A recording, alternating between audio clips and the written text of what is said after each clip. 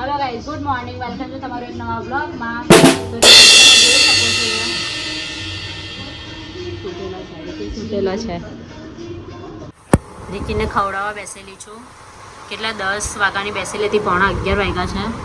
અડધી રોટલી પતી ગઈ છે અત્યાર સુધીમાં, અડધી જ રોટલી. એક રોટલી એને બેસેલી હતી પૂરી, એક રોટલી પણ આને કમ્પ્લીટ નથી કરી. જો આવી રીતના મોંમાં છે ને લઈને બેસી રહી છે. એ આગળ ખાલી ચાવ્યા કરે પણ આ ગળામાં ઉતરતું નથી. શું કરીએ અમે? હલો ગાઈસ, કઈ નહીં, મારી મમ્મી અત્યારે ઓલામાં ગઈ છે મારા મામાના ઘરે. તો રિકીન મારી મમ્મીને જોઈને પણ રડે છે કે એને પણ જવું હતું, મમ્મી સાથે એને પણ જવું હતું.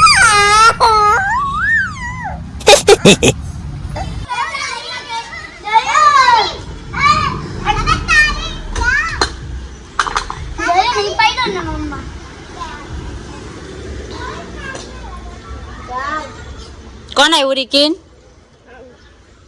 કોણ આવ્યું? તો કઈ નહીં ગાઈસ, અત્યારે અમે લોકો એપલ ખાઈ રહ્યા છે.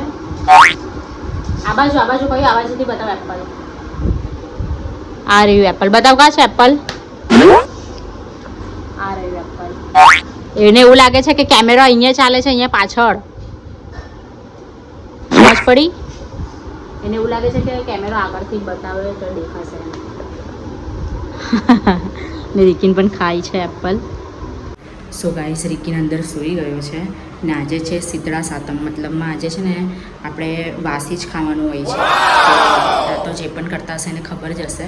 એટલે મારા મમ્મી આવેલા હતા ને મારા મમ્મી પણ મને આપી ગયા ને મેં પણ મારા મમ્મીને આપ્યું. એકબીજાને પાછું આપવાનું હોય, જે પણ આપણા ઘરે આવે ને તે લોકોને આપવાનું હોય.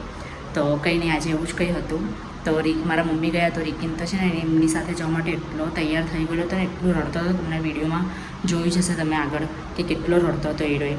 તો કંઈ નહીં, રડતા એ સૂઈ ગયો છે. જેમ તેમ એને સમજાવ્યો, બાકીને નાની સાથે જવું જ હતું તો સૂઈ ગયો છે અંદર. ને હું આ બ્લોગને અહીંયા જ એન્ડ કરું છું. તમને બ્લોગ ગમ્યો હોય તો બ્લોગને લાઇક એન્ડ ચેનલને સબસ્ક્રાઈબ કરી દેજો અને સપોર્ટ કરતા રહેજો. બાય.